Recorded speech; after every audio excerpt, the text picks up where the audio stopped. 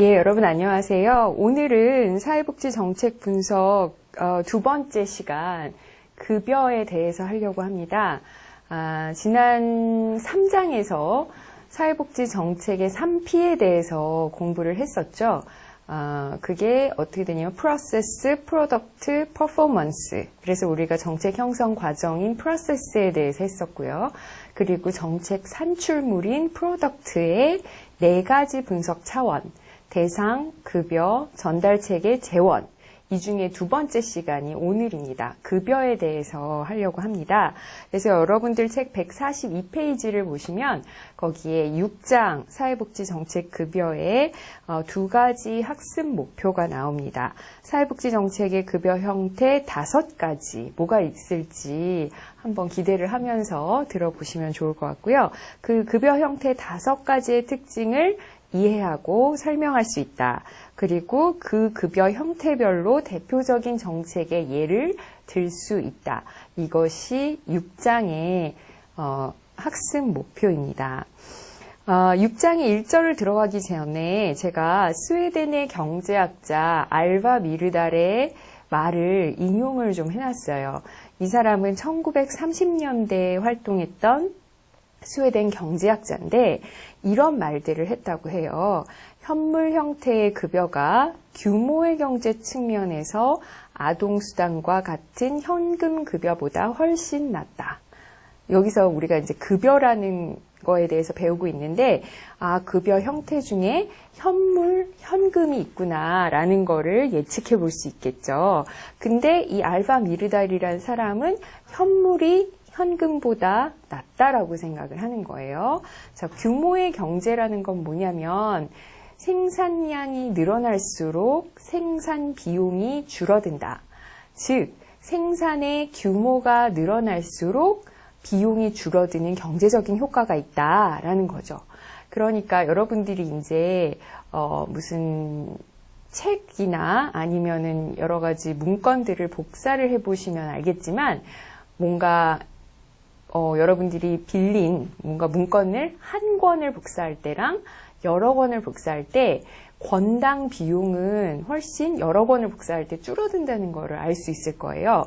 그런 식으로 여러 개를 생산할수록 많이 생산할수록 생산 비용이 줄어든다. 이런 것들을 규모의 경제라고 합니다.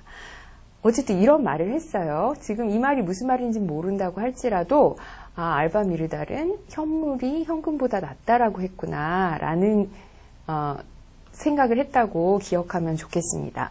또 이런 말을 했습니다. 재화와 서비스를 대량 생산하고 대량 분배하면 옷이나 신발 등은 오히려 저비용으로 구매할 수 있다. 그러니까 여러분들 마트 같은 데 가시면 한 개 사는 것보다 묶음으로 사는 게 더 비용이 더 저렴하잖아요. 그런 거 생각하시면 돼요. 그래서 오히려 시장에서 개인이 구매하면 더 비싼 가격에 구매할 수도 있다. 이렇게 얘기를 합니다. 그래서 지금까지도 이 현금급여나 현물급여 이 둘 중에 뭐가 더 우월한지, 뭐가 더 좋은 건지에 대한 논쟁이 있습니다.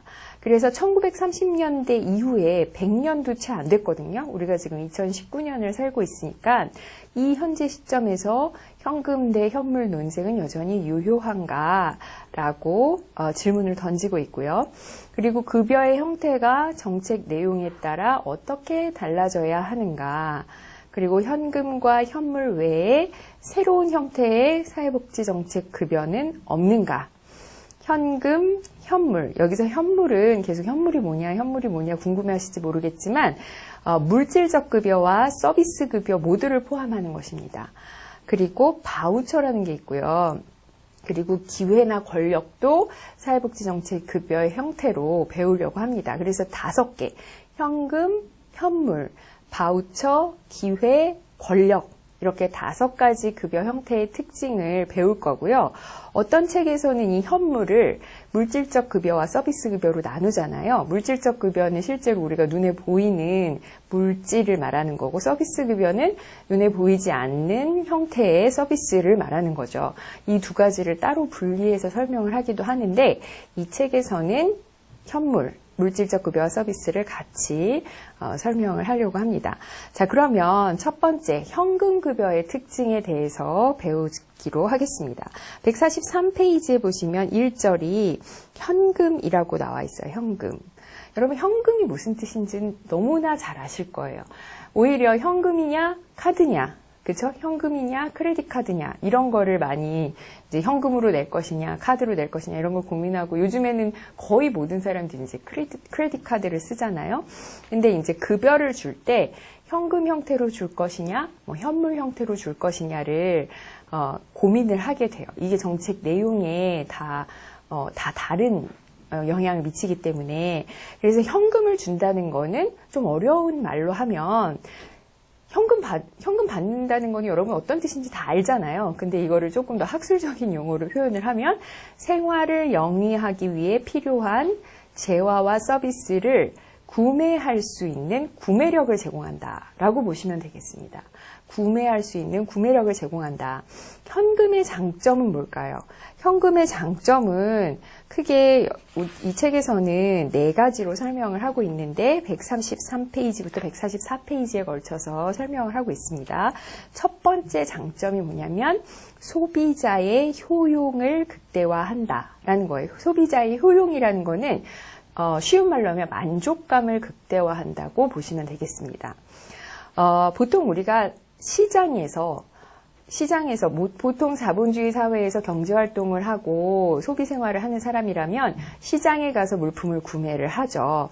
그랬을 때 합리적이고 경제적인 의사결정을 할 수 있는 소비자라면 재화와 서비스를 직접 남이 정해준 거를 받는 것보다는 내가 원하는 상품이나 서비스를 고를 때 훨씬 더 만족감이 크다는 거예요. 돈을 받아서 오히려 그걸 가지고 가서, 예를 들면 이런 거죠. 난 라면을 좋아해. 라면을 먹고 싶어 했을 때 나는 농심라면이 좋고 오뚜기 라면이 좋고 뭐 이런 선호가 있잖아요. 근데 물건으로 그냥 어디서 줬을 때 그냥 농심라면 이렇게 해서 준다는 거예요. 근데 나는 사실 오뚜기 진라면이 더 좋은데, 그러면 내가 돈으로 받으면 그걸 시장에 가서 내가 먹고 싶은 라면을 골라서 많은 상품 중에서 골라서 살 수 있다는 거죠. 그래서 그렇게 했을 때 훨씬 더 만족감을 느낀다라는 거예요. 두 번째 현금급여의 장점은 낙인감을 최소화한다는 것입니다. 보통 이제 우리가 공공부조제도에서 저소득층에게 생활에 필요해서 어떤 물건을 준다고 할 때 물건을 그냥 주게 되면 낙인감을 느낄 수 있다는 거예요. 그리고 우리가 보통은 이제 다 같이 이 자본주의 사회에서 구성원으로 살아가고 있는데, 누구는 소득이 낮아서 내가 원하는 물건을 소비자로서 소비하지 못하고 정해준 물건을 소비할 때는 소비자 주권이라든지 자기 결정권을 발휘할 수가 없는 거죠. 그 대신에 현금 급여를 받게 되면 낙인감을 최소화하고 소비자 주권이나 자기 결정권을 극대화하게 됩니다. 그래서 시장에서 판매되는 다양한 재화들 중에서 원하는 품목을 스스로 선택할 수 있는 자유를 박탈당한다고 생각을 해요. 물건을 받게 되면 오히려 돈을 받아서 시장에 가서 내가 원하는 물건을 스스로 선택할 수 있을 때 더 자유를 느끼게 되죠. 그리고 지급되는 물품을 생계를 위해서, 내가 못 사니까, 내가 가난하니까 이 주는 물건 그저 써야지 라고 생각하게 되면 그런 점에서 내가 저소득층이구나 라는 낙인감을 느끼게 된다는 것입니다. 하지만 현금으로 구매력을 주게 되면 그렇게 소비자 주권이나 자기 결정권을 극대화할 수 있다는 얘기입니다. 자, 세 번째는요, 현금으로 줬을 때 행정 비용이 절감이 됩니다. 물품 형태로 급여가 지급된다면, 예를 들어 우리가 이제 아까 라면 얘기를 했는데 쌀을 준다, 라면을 준다라고 했을 때 쌀을 살 돈, 라면을 살 돈을 주는 거는 그냥 현금으로 은행에서 자동이체를 하면 돼요. 그런데 물품 형태로 급여가 지급돼야 된다면 물품을 택배를 아저씨를 통해서 택배를 하든 뭐 차량을 운행해서 차량으로 배달을 하든 어쨌든 배달에 드는 서비스도 필요하고 그 쌀이나 라면을 보관하는 창고 비용도 필요하고 전달할 때 인력도 필요하고 이렇게 되는 거잖아요. 그래서 보관, 운반, 전달에 필요한 인력과 장비에 드는 비용이 물품 형태로 들 때는 필요하다는 거죠. 이렇게 급여 자체 비용이 아니라 급여를 전달하는데, 운영하는데, 그 급여를 전달하기 위해서 정책을 운영하는데 드는 비용을 우리가 행정비용이라고 한다고 했었죠. 우리가 그 효율성 얘기할 때 했었던 것 같아요. 그래서 이렇게 물품 형태로 급여가 지급되면 행정비용이 많이 드는데, 현금 형태로 급여가 지급되면 행정비용이 절감된다는 장점이 있습니다. 네 번째 현금급여의 장점은 빈곤 탈피율. 빈곤 탈피율은 무슨 얘기냐면 빈곤층에 있던 사람들이 빈곤층을 벗어나는 비율을 말하는 거예요. 자, 빈곤층에 있던 사람들이 빈곤층을 벗어나려면 그 사람의 소득이 높아져야 되잖아요. 근데 현물급여 같은 경우는 수급자가 그 현물을 받았을 때 이게 내 소득에 얼마를 증가시키는지를 바로 현금화해서 계산을 할 수가 없어요.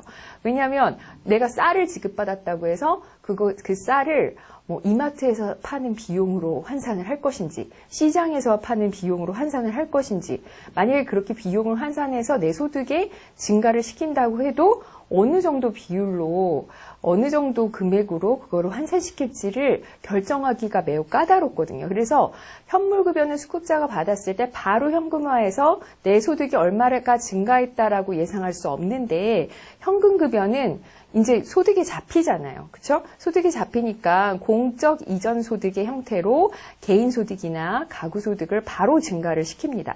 그래서 빈곤율을 감소시킬 수 있는 가장 직접적인 정책이 빈곤층에게는 현금급여를 주는 게 빈곤 탈피율을 증가시키는 방법이에요. 그래서 여기 나오는 이런 정책들이 예를 들면 노령연금, 휴업급여, 상병수당, 실업급여, 생계급여, 장애연금 이런 것들이 소득보장 수단이거든요. 이것뿐만이 아니라 이제 예를 들면 아동을 키우는 데 드는 비용, 또 장애 아동을 키우는 데 드는 비용, 그 다음에 아이를 어린이집에 보내는 대신에 집에서 키울 때 드는 비용, 주거비 대신 드는 비용, 출산비 대신 드는 비용, 장례 치르는 비용 대신 주는 비용 이런 것들도 현물로 지급될 수도 있어요. 그러니까 아동 수당을 주는 대신에 기저귀나 분유를 줄 수도 있고요. 장애 아동 부양 수당도 비슷하고요. 그리고 주거급여도 주거급여를 주는 대신에 예를 들면 집을 수리해 준다든지 도배를 해 준다든지 이런 식으로 물품으로 지급을 할 수도 있거든요. 그런데 그 대신에 이제 현금으로 급여를 지급했을 때 이 사람들이 만족도가 이런 장점이 생긴다는 거죠. 자, 그러면 현금급여의 장점을 여러분들이 다 이해했을 거라고 생각하고 이제 현물급여로 넘어가겠습니다. 현물급여는요, 아까도 얘기했지만 물질적인 재화와 비물질적인 서비스 모두를 여기서 함께 다루려고 합니다. 그래서 이 현물은 현금급여와 대비되는 성격인데 아까 현금급여의 장점들이 어떻게 보면 현물급여의 단점을 상쇄시키는 그런 것들이었잖아요. 그러니까 오히려 그 반대를 생각하시면 돼요. 현물급여의 장점은 어떤 것이 있냐면 첫 번째는 수급권자의 생활에 꼭 필요한 재화와 서비스를 직접 공급을 해준다는 거죠. 그러니까 질병 치료가 필요한 수급권자에게는 의료 서비스를 제공을 하고 생계를 영위하기가 어려워서 필수적인 영양소를 공급받기 어렵거나 그 다음에 연료비 그러니까 보온이 필요한 수급권자에게 식품이나 연료를 직접 지급을 하는 거죠. 근데 이런 것들을 이제 의료 서비스 대신에 치료비를 주고 그다음에 식품이나 연료 대신에 식품을 살 수 있는 비용이나 연료를 할 수 있는 비용을 주면 이 사람들은 의료 서비스, 식품, 연료가 진짜 필요한 사람들인데 이 사람이 이 돈을 가지고 언제 이것들을 사느냐 그거까지는 왜냐하면 소비자 주권이라든지 소비자의 자유가 극대화되기 때문에 이 사람이 이거를 살지 이 돈으로 이거를 살지 오히려 식품을 사지 않고 담배를 살 수도 있고 그다음에 연료를 사지 않고 복권을 살 수도 있고 이렇게 되는 거잖아요. 그래서 이 사람은 식품이나 연료가 진짜 필요한 사람들인데 이 돈을 가지고 만약에 현금급여로 받으면 식품이나 연료를 사지 않고 다른 물건을 사게 될 수도 있다는 그런 것 때문에 수급권자 생활에 꼭 필요한 재화와 서비스를 공급해 준다는 점에서는 현물급여가 더 좋다는 거죠. 그 소비자 욕구에 맞는 거를 공급해 준다는 것입니다. 그리고 급여의 오남용을 예방을 한다는 게 예를 들어서 빈곤 가구나 한부모 가족에게 현금 급여를 줬어요. 그런데 요즘에 젊은 부모가 아니더라도 부모들이 많이 아동을 학대하고 방임하는 형태가 뭐냐면 부모 자신이 게임 중독에 빠져서 아이들을 돌보지 않는 거예요. 그래서 이 아이들에게 분유를 줬다면 이 아이들을 분유를 먹일 텐데 분유를 주지 않고 분유를 살 수 있는 비용을 줬을 때 이 사람들이 이거를 게임 머니로 쓸 수도 있는 거죠. 그러니까 지금 이제 마약, 술, 담배 이런 예를 들었지만 요즘에 더 적합한 예는 게임 머니나 뭐 그런 거일 것 같아요. 그래서 그랬을 때 급여의 오남용을 오히려 물품을 직접 줬을 때 예방할 수 있다라는 거죠. 그리고 현물을 직접 줬을 때는 비합리적 소비의 가능성을 낮출 수 있다는 것입니다. 뭐냐면 합리적 소비나 구매한 경험이 별로 없어요. 내가 돈이 항상 많아서 소비 생활을 늘 하고 그러다 보면 이제 지혜가 생겨서 이 물건은 어디가 싸고 이 물건은 얼만큼 쌀 때 사고 싸고 이런 것들이 머릿속에 있으면 괜찮은데 소비를 많이 하지 못한 사람들은 그냥 딱 보면 좋은 것들을 소비한다거나 아니면 어떤 광고에 현혹돼서 그 상품을 별로 필요하지도 않은데 산다거나 이런 것들이 많아요. 그래서 빈곤층이나 취약계층에게는 생산자가 광고를 통해 만들어낸 허위 수요에 반응할 가능성이 높다. 내가 좋아하는 아이돌이 광고 모델로 나왔어요. 그래서 그 광고 모델이 등장하는 그 광고의 상품이 별로 필요하지 않은데 예를 들면 음료라든지 핸드폰이라든지 이런 걸 이 광고 모델이 광고를 했다고 했을 때 그게 별로 필요하지 않은데 내가 좋아하는 광고 모델 때문에 그걸 산다든지 이런 비합리적인 소비를 할 가능성이 있다라는 거죠. 그래서 현금을 줬을 때 비합리적인 소비를 할 가능성이 높은데 오히려 그 사람한테 꼭 필요한 현물이나 서비스를 주면 비합리적인 소비는 안 할 수 있다라는 게 현물급여의 장점입니다. 비슷한 얘기예요. 복지의 개념에 더 충실한 급여가 바로 현물급여입니다.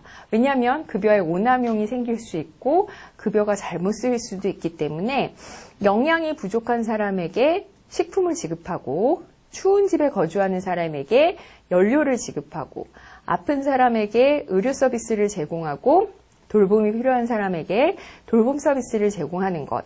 그러니까 그 클라이언트의 욕구에 딱 맞는 급여를 준다는 의미죠. 그러니까 욕구를 충족시켜주는 거, 아주 기본적이고 사회적인 욕구를 충족시켜주는 게 사회복지라면 바로 그런 사회복지, 복지, 그 개념에 더 충실한 급여가 현물급여라는 것입니다. 그래서 충분한 정보가 없는 상태에서 선택의 자유를 주는 것보다는 정보의 부족으로 실수할 위험을 감소시키는 것이 어떨 때는 더 바람직할 수 있다. 아무리 소비자 주권, 자기 결정권, 자유, 만족감, 효용 이런 것들이 현금이 더 높을지라도 충분한 정보가 없는 상태에서 선택의 자유보다는 정보의 부족으로 실수할 위험을 감소시키는 현물급여를 주는 게 더 적절하다라고 하는 거예요. 그래서 여기 예가 있죠.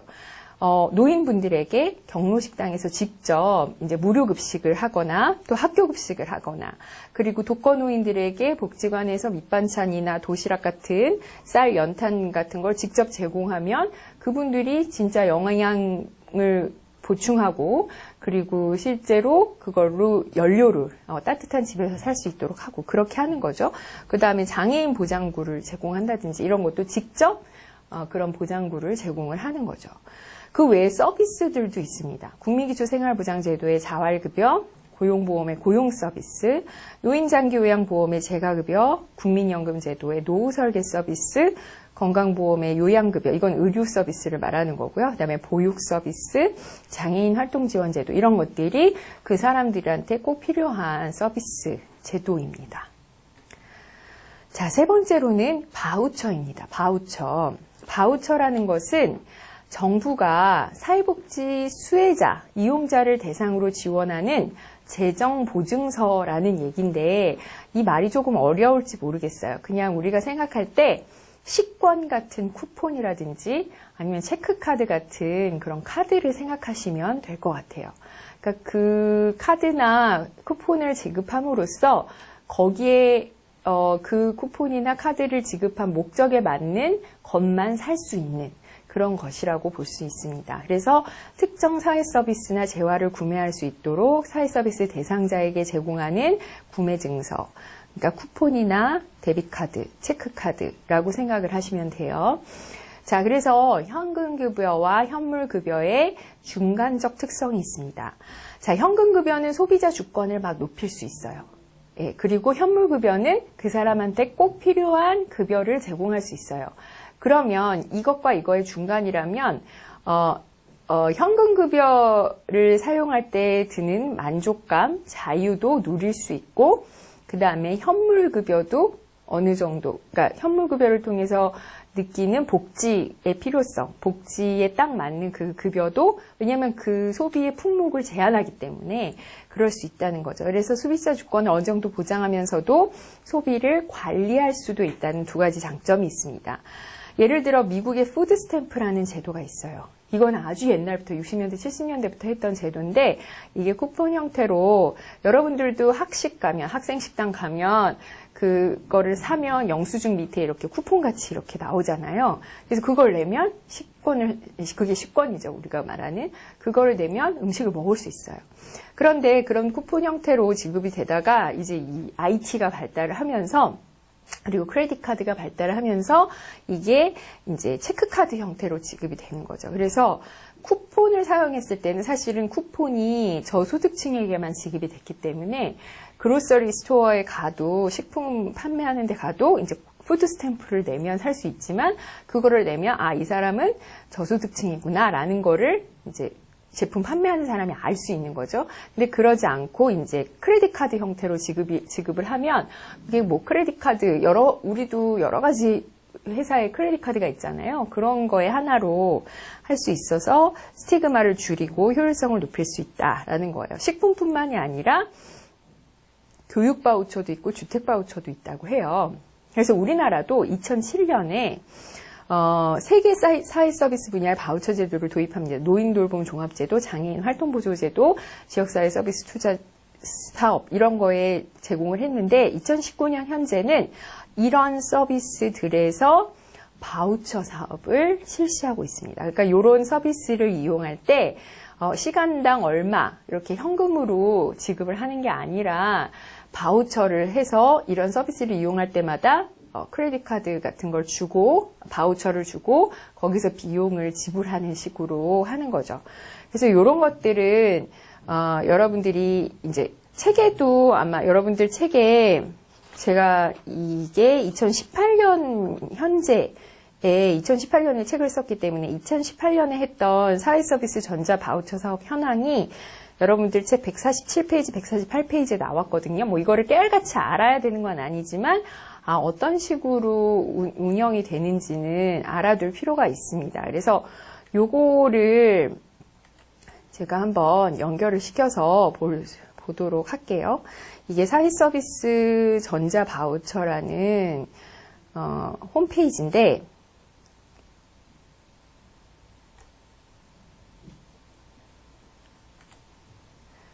제가 이 슬라이드에도 링크를 시켜놨으니까 여러분들이 이렇게 가서 보시면 사회서비스 전자 바우처에 대해서 전자 바우처 사업 현황 및 현황 이렇게 여기에 사회서비스 전자 바우처 도입의 배경, 뭐 기존 제도와의 차이점 이런 것들이 있고 지금 현재 사고 있는 사회서비스 전자 바우처 사업이 나와 있습니다. 이게 책이랑 거의 같은데 여기에 보시면 19년에 시작한 서비스들이 있어요. 발달장애인 주간활동 서비스, 청소년 발달장애 학생 방과 후 활동 서비스 이것들은 19년 3월, 9월에 시작했고 그렇기 때문에 이것들을 제외하고는 거의 같거든요. 그래서 이 내용들을 그냥 한번 관심 있으신 분들은 이 서비스 홈페이지에 들어가서 보시면 더 자세한 내용을 파악하실 수 있습니다. 그래서 그 외에도 여러 가지 제가 뉴스라든지 바우처, 여기 보시면 에너지 바우처 제도도 있고, 문화 바우처 제도도 있고, 그리고 보건복지부 말고도 교육부, 산업통상자원부, 문화체육관광부, 지자체에서 다양한 형태로 바우처를 지원을 합니다. 여기 보시면 평생교육지원제도도 바우처 형태로 연 35만 원까지 쓸 수 있는 바우처를 지급을 하고 이렇게 한다고 하거든요. 그래서 요거는 지금은 시간이 이것까지 다 보면 너무 많이 걸리니까 여러분들이 관심 있으시면 여러분들 책 149페이지에도 제가 QR코드를 쫙 박아놨어요. 4개 정도, 요 4개라고 보시면 되거든요. 그래서 요거를 한번 관심 있으신 분들은 한번 보시면 되겠습니다. 다 1분 33초, 1분 44초 얼마 안 돼요. 그래서 그거 한번 보시고 바우처가 이런 거구나 라고 생각을 하시면 되겠습니다. 자, 그래서 여러분들 책 149페이지에 보시면 이제까지 설명했던 현금, 현물, 바우처의 특징을 비교한 것들이 나와요.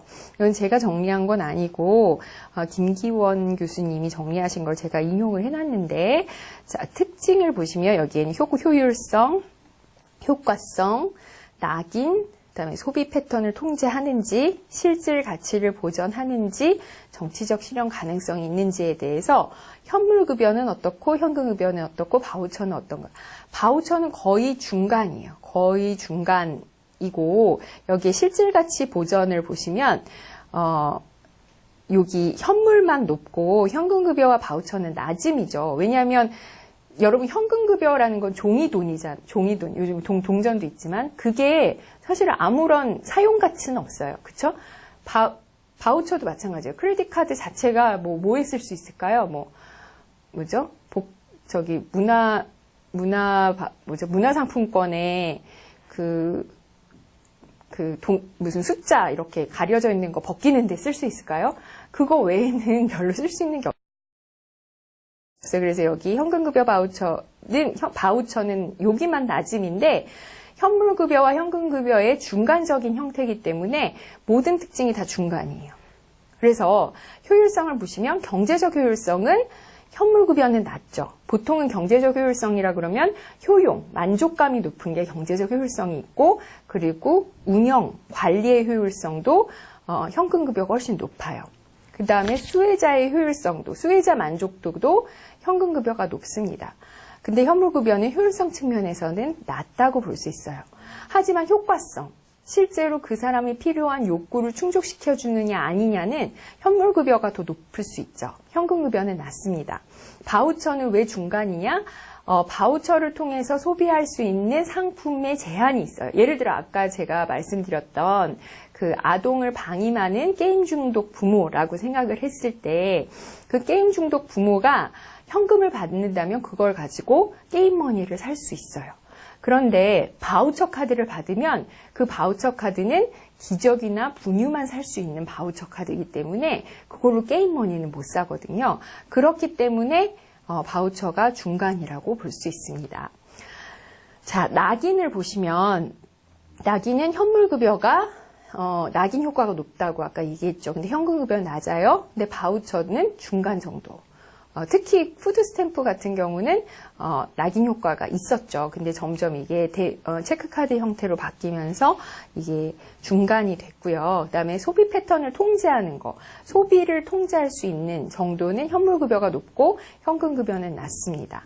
바우처는 중간이고요. 실질 가치를 보전하는 거는 실제 사용 가치를 말하는 거예요. 모든 재화에는 교환 가치와 사용 가치가 있습니다. 현금은 교환 가치가 높아요. 이걸 가지고 어디 가서 다른 물건을 가져올 수 있는 교환을 할 수 있는 가치가 높은 반면에 현금은 사용 가치는 낮죠. 현금을 백지도 아니고 거기다 메모지를 쓸 수도 없고 그거를 꾸겨서 연료를 쓸 수도 없잖아요. 그쵸? 그러니까 사용 가치는 낮거든요. 그런 점에서 현금급여와 바우처는 사용 가치, 실질 가치가 낮다는 거고요. 정치적 실현 가능성은 현금급여는 급여의 오남용이 있기 때문에 이 현금급여를 한다고 했을 때 많은 사람들이 지지하지 않는다는 거예요. 왜 이 사람들한테 돈을 줘서 쓸데없이 내 세금을 쓸데없는데 소비하게 하느냐라는 이제 비난을 받을 수 있는 게 현금급여가 높거든요. 그래서 정치적 실현 가능성이 현금급여가 낮고, 현물급여는 그 사람한테 진짜 필요한 거를 준다는 고 사람들은 생각하기에 내 세금이 잘 쓰이고 있다고 생각하기 때문에 정치적 실현 가능성이 높습니다. 바우처는 중간이고요. 자, 그런 특징들을 표 하나로 이제 비교를 해놓고 있습니다. 자, 이제 네 번째 급여의 형태를 보면은요, 기회입니다. 기회. 우리가 기회의 평등이라는 거에서 기회에 대해서 배웠습니다. 그건 뭐냐면 기대하는 목표를 성취하기 위해 사용되는 유인과 제재. 유인은 이걸 할 수 있도록 하는 거고, 제재는 하지 못하도록 하는 거죠. 그래서 현금, 현물, 바우처 같은 직접적인 급여보다는 모호한 형태이지만 현대 사회복지 정책에서 매우 중요하죠. 왜냐하면 사회복지 정책은 기회의 창출, 기회의 분배와 밀접히 관련이 있거든요. 특히 교육과 취업은 교육비를 줄 수도 있고, 그리고 뭐 고용 서비스를 해줄 수 있지만 교육을 받을 수 있는 기회, 취업을 할 수 있는 기회를 주는 게 사회적으로 적절한 생활 수준을 영위하기 위해 필수적이거든요. 그래서 가정 형편이 안 좋거나 사회적 불평등 때문에, 예를 들어 성별 불평등이라든지 인종 간의 불평등, 뭐 다문화 이런 것 때문에 교육이나 취업의 기회조차 박탈을 당하면 교육이나 취업 이후의 혜택, 교육받으면 교육을 받아서 이제 생산성을 높여서 더 높은 임금을 받을 수 있는 일자리를 얻을 수 있는 기회가 생기는 거고, 취업을 했을 때도 취업을 해야만 근로소득이건 뭐 그런 걸 받을 수 있잖아요. 근데 교육이나 취업 이후에 이 교육이나 취업 자체가 안 되면 이 이후의 혜택도 원천적으로 배제가 되기 때문에 이 기회라는 게 매우 중요합니다. 그래서 예를 들어 근로소득이 사회보험 가입의 전제 조건인데, 그러니까 근로를 해야만 연금 보험료를 낼 수 있고, 그래야만 노후에도 연금급여를 받을 수 있는 가능성이 생기는 거죠. 근데 근로의 기회조차 갖지 못하면 사회보험을 통한 다양한 혜택이 결여가 된다는 얘기죠. 그 다음에 적극적 조치, 여러분 배웠죠? 적극적 조치는 어떤 특정한 사회적 희생이나 사회적으로 불평등을 받은 사람들을 위해서, 뭐 예를 들면 장애인이라든지 여성이라든지 이런 사람들한테 고용할당제를 한다든지, 그래서 꼭 장애인을 이번에 고용하는 사람들 중에 10%는 뽑아라. 막 이렇게 하는 게 적극적 조치거든요. 그런 적극적 조치나, 아니면 우리도 이제 입시 제도에서 사배자 전형이라고 하죠. 사회 배려자 전형이라든지 또는 국가유공자 자녀 전형, 이런 것들이 있습니다. 그래서 이 양성 불평등을 개선하기 위한 적극적 고용 개선 조치에 대해서, 제가 이제 유튜브로 이 링크를 걸어놨는데, 요거를 한번 보시고 이게 뭔지를, 적극적 고용 개선 조치가 뭔지를 한번 보시겠습니다.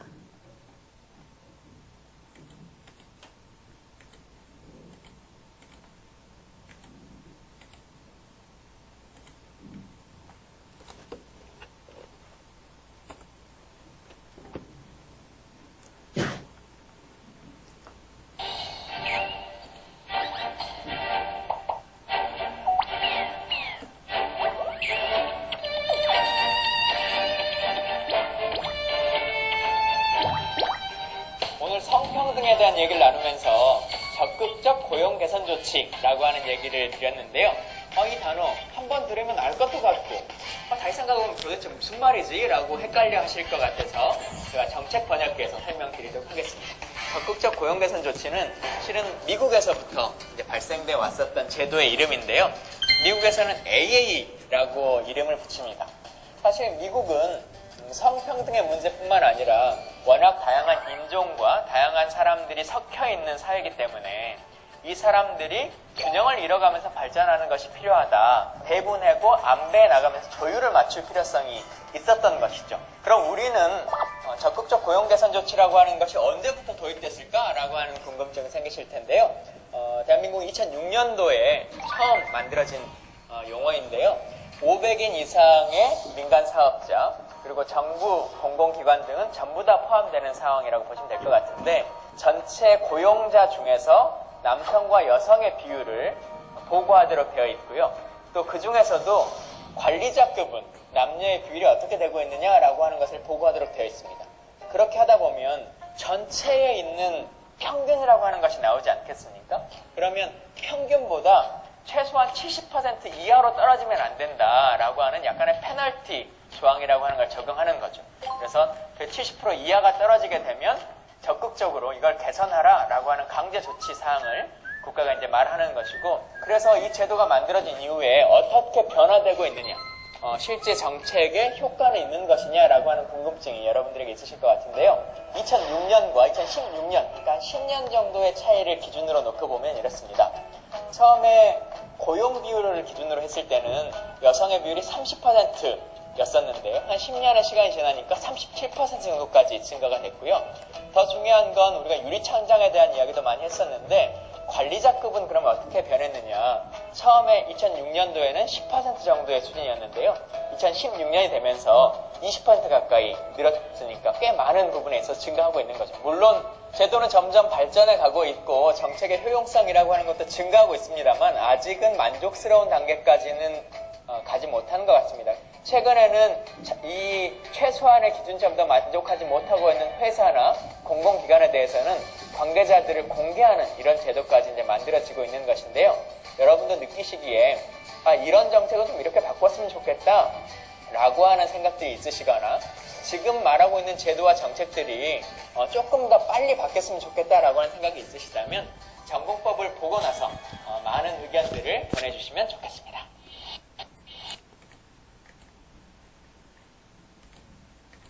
자, 여러분, 적극적 고용 개선 조치 제가 여러 번 이제 예를 들어서 설명을 했는데, 제가 드는 예보다 전 국회의원이 설명하는 게 훨씬 더 좋을 것 같아서 제가 이 영상을 보여드렸습니다. 그래서 적극적 고용 개선 조치, 적극적 조치가 어떤 식으로 정책에 활용되고 있는지, 그리고 이게 왜 기회라는 걸 주는지, 저는 맨날 취업의 기회만 예를 들어드렸는데, 여기서 설명한 것처럼 관리자가 되는 비율. 그러니까 여성이 취업을 한다고 해서 다 승진을 똑같이 하는 건 아니거든요. 어느 시점이 되면 일반 사원에서는 여성들이 많았는데 과장급, 부장급 이렇게 막 관리자급으로 갈수록 여성 비율이 줄어드는 거를 목격할 수 있거든요. 그래서 그런 거에도 관리자가 되는 기회를 제공하는 거, 이런 것들이 남녀 평등에 되게 중요하기 때문에, 양성 평등에 중요하기 때문에 이런 정책을 하고 있다고 보실 수 있습니다. 자, 그러면 급여의 마지막 권력에 대해서 설명을 하겠습니다. 권력이라는 거는 재화나 자원을 직접 주는 게 아니라 재화나 자원에 대한 통제력이나 영향력을 주는 것입니다. 그래서 어떤 집단한테 사회복지 정책 결정 과정에 참여할 권리를 부여하고 실제로 그 정책 의사결정에 영향력을 행사하도록 하는 것입니다. 예를 들면 국민연금 제도에는 국민연금심의위원회라고 급여, 보험료, 제도 내용 이런 것들을 같이 논의하고 결정하는 그런 위원회가 있는데, 거기에 근로자를 대표하는 위원을 참석시킨다든지, 그다음에 지역가입자를 대표하는 위원을 위촉시킨다든지 하는 식으로 실제로 클라이언트들이, 그 제도의 혜택을 받는 사람들이 그 정책을 결정하는데 참여할 수 있도록 하는 게 있습니다. 또 사회복지관 같은 사회복지기관에는 모든 이제 사회복지기관 또는 어린이집도 그렇고요. 그런데 운영위원회가 있는데 그 운영위원회에 클라이언트 대표가 꼭 운영위원으로 참여하도록 하는 규정이 있습니다. 그리고 지역사회보장에 관한 계획을 수립할 때 지역 주민이나 이해관계인의 의견을 성취하도록 하는 과정이 있고요. 이런 것들을 볼 때 그 정책의 자원을 또는 서비스를 직접 주는 것도 중요하지만 이거에 대한 내용을 결정할 수 있는 영향력, 권력을 배분하는 것도 궁극적으로는 그 클라이언트를 위해서 되게 중요하다고 볼 수 있습니다. 그래서 장점은 뭐냐면 사실은 영향력을 행사하는 것, 그리고 어디 위원회에 참여하는 게 사용가치나 교환가치는 없을지 모르겠지만 이럼으로써 사실은 이 복지관의 클라이언트라든지 아니면 어떤 제도의 수급자 같은 경우는 사회경제적 지위가 낮기 때문에 이런 여러 가지 사회경제적인 참여, 정치적인 참여가 되게 배제될 수가 있거든요. 그런데 폭넓은 사회경제적 선택을 할 수 있는 그런 장점이 있습니다. 그거는 이제 그걸 우리가 어려운 말로 사회적 배제라고 하거든요. 그래서 저소득층이나 사회복지 수급자들, 여러 가지 장애인이라든지, 노인이라든지, 한부모 가족이라든지, 이런 사람들이, 사회적으로 배제되는 경우가 많아요. 사회적 참여가 많이 저조하다든지, 정치 참여도 저조하다든지, 그랬을 때, 이 사람들한테 그런 영향력을 발휘할 수 있는 기회를 제공하는 것은 폭넓은 사회경제적 선택을 할 수 있는 그런 폭넓은 사회경제적 선택을 제공하는 거나 마찬가지다라는 거예요.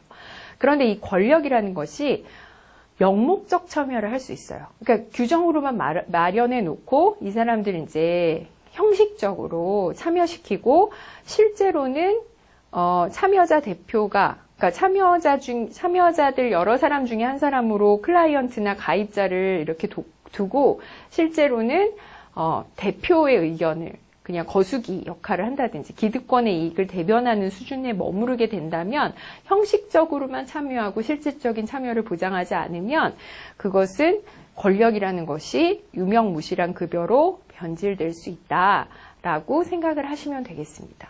자, 이렇게 해서 우리가 사회복지 정책 분석의 두 번째 급여에 대해서 설명을 했습니다.